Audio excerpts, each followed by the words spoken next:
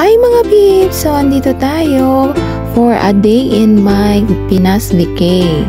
So, lahat ng mga pagkain na nagkikrave ako, kinakain ko talaga.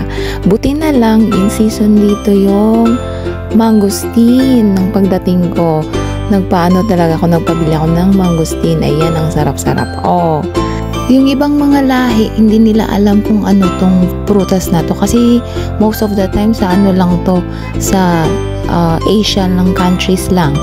Minsan may nabili ako sa UAE ng mangosteen. Ang mahal-mahal kaya ng per kilo dun.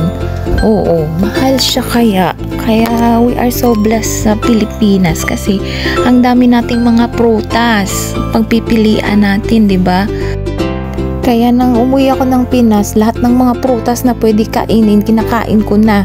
Kasi hindi mo makikita yan sa ibang tawag niyan, ibang countries. Kaya ayan, para akong this is how to open the mangosteen.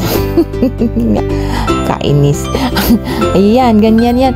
Maano siya, it's hard. The cover is so hard. Kaya talaga ganito ang pag open. Ayan na. Di ba? Pero ito ata parang sira ito.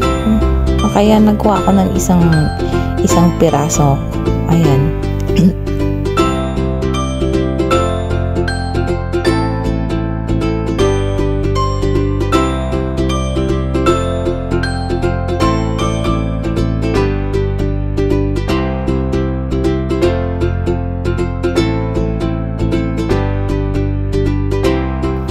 Itong mangosteen na to, si mangosteen, may anti-inflammatory, may antioxidant properties siya.